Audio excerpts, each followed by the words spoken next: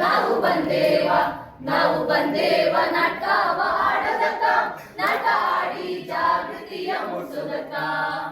ಗೀಯಗ ಗಾಗಿಯಗ ಗೀಯಗ ಗಾಗಿಯಗ ಗಾಗಿಯಗ. ಭಾರತದಲ್ಲಿ ಪ್ರತಿದಿನ 16,000 metric ton ಕಸ ಹೊರಗೆ ಎಸೆಯಲಾಗುತ್ತಿದೆ. ಇದರಿಂದ ಎಲ್ಲಾ ಜೀವ ಸಂಕುಲಗಳ ಅಸ್ತಿತ್ವ ಅಪಾಯದ ಅಂಚಿನಲ್ಲಿದೆ. ಭಾರತದ ಪ್ರಜ್ಞಾವಂತ ಪ್ರಜೆಗಳಾದ ನಾವು ನಮ್ಮ ಜವಾಬ್ದಾರಿಯನ್ನು ಮರೆತು ಹೇಗೆ ನಿರ್ಲಕ್ಷ್ಯ ತೋರುತ್ತಿದ್ದೇವೆ ಎಂದರೆ,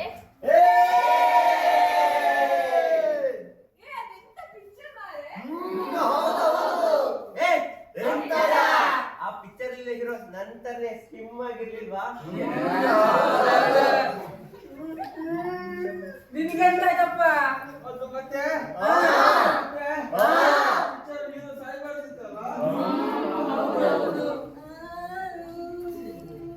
ವಾಪಸ್ ನಿನ್ಗೆಂತಾಯ್ತಮ್ಮ? ಟೆನ್ಷನ್ ಮಾಡ್ಬೇಡ. ಇಲ್ಲಿ ಹತ್ರದಲ್ಲಿ ರಾಮನ ಅಂಗಡಿ ಉಂಟಲ್ಲ, ಹೋಗಿ ತರುವ. ಇಲ್ಲೇ ಬಿಸಾಕ, ನಾಳೆ ಮುನ್ಸಿಪಾಲ್ಟಿ ತಗೊಂಡು ಹೋಗ್ತಾರೆ. ನಿಲ್ಸಿ. ಯಾಕೆ ಎಲ್ಲರೂ ಕಸ ಇಲ್ಲಿ ಬಿಸಾಕ್ತಿದ್ದೀರಾ? ಓ, ಅಲ್ಲಿ ನೋಡಿ, ಕಸದ ಬುಟ್ಟಿ ಅಲ್ಲೇ ಇದೆ. ಎಲ್ಲರಿಗೂ ಹೋಗಿ ಹಾಕ್ಬೋದಲ್ಲ?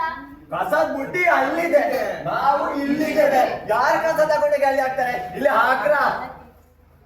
ಎಸೆವೆವು ಕಸವನ್ನು ಹಾದಿ ಬೀದಿಯಲ್ಲಿ, ರೋಗಕ್ಕೆ ಕಾರಣವು.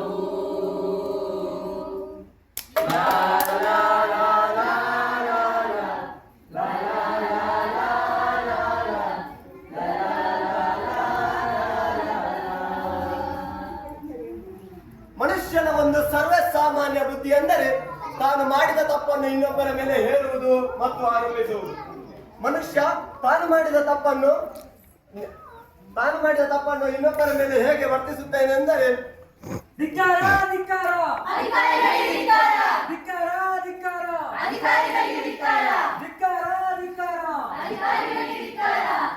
ಆತ್ಮೀಯ ಕಲಾಭಿಮಾನಿಗಳೇ, ನಮ್ಮ 3ನೇ ವಾರ್ಡಿನಲ್ಲಿ ಕಸ ತುಂಬಿ ತುಳುಕುತ್ತಿದೆ. ಇದರಲ್ಲಿ ಅಧಿಕಾರಿಗಳು ಎಚ್ಚರಿಕೆ ವಹಿಸುತ್ತಿಲ್ಲ. ಇದೇ ರೀತಿ ಮುಂದುವರಿದರೆ ನಮ್ಮ ಈ ಧರಣಿ ಘರ್ಷಣೆಗೆ ತೆರಳುವುದು. ಹೇಳ್ರು, ಧಿಕ್ಕಾರ ಹೇಳ್ರು. ಕೊಟ್ಟಿಲ್ಲ 100 ರೂಪಾಯಿ, ಹೇಳೋ ಧಿಕ್ಕಾರ. ನಿಲ್ಲಿಸಿ. 3ನೇ ವಾರ್ಡಿನಲ್ಲಿ ಕಸ ಹಾಕಿದವರು ಯಾರು?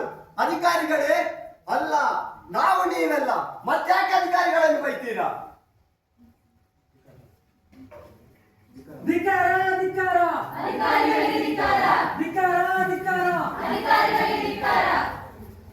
ಸರ್ವ ಪ್ರಾಣಿ ಸಂಕುಲದಲ್ಲಿ ಅತ್ಯಂತ ಬುದ್ಧಿವಂತ ಪ್ರಾಣಿ ಎಂದರೆ ಅದು ಮನುಷ್ಯ. ಆದರೆ ತನ್ನ ಸ್ವಾರ್ಥಕ್ಕೋಸ್ಕರ ಮನುಷ್ಯ ಯಾವ ಹುಚ್ಚು ಕೆಲಸ ಮಾಡುವುದಕ್ಕೂ ಹೆಸೋದಿಲ್ಲ. ತನ್ನ ಆಸೆಯನ್ನು ಈಡೇರಿಸಲು ಮನುಷ್ಯ ಹುಚ್ಚನಾಗಿ ಬಿಡ್ತಾನೆ.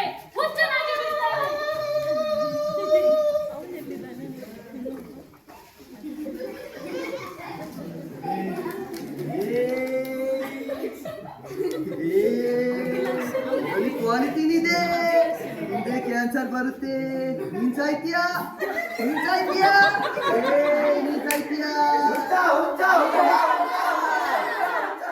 ಕಸೆತ್ತ ಹುಚ್ಚ. ಅವನ ಚೀಲದಲ್ಲಿ ಕದ್ದ ವಸ್ತು ಇರಬಹುದು. ಇತ್ತೀಚೆಗೆ ಕಳ್ಳರು ಹುಚ್ಚರ ವೇಷದಲ್ಲಿ ಬರ್ತಿದ್ದಾರಂತೆ. ಬಿಟ್ಬಿಡಿ ಆ ಹುಚ್ಚನನ್ನು. ಅವನು ಹುಚ್ಚ, ಆದ್ರೂ ಎಲ್ಲೆಂದರಲ್ಲಿರುವಂತಹ ಕಸಗಳನ್ನು ಹೆಕ್ಕಿ ಪರಿಸರವನ್ನು ಸ್ವಚ್ಛಗೊಳಿಸುತ್ತಿದ್ದಾನೆ. ಆದರೆ ಬುದ್ಧಿವಂತರಾದ ನಾವು ಎಲ್ಲೆಂದರಲ್ಲಿ ಕಸ ಹಾಕಿ ಪರಿಸರವನ್ನು ನಾಶ ಮಾಡ್ತಿದ್ದೇವೆ. ಈಗ ನೀವೇ ಹೇಳಿ, ಹುಚ್ಚ ಯಾರು? ಅವನ, ನಾವ?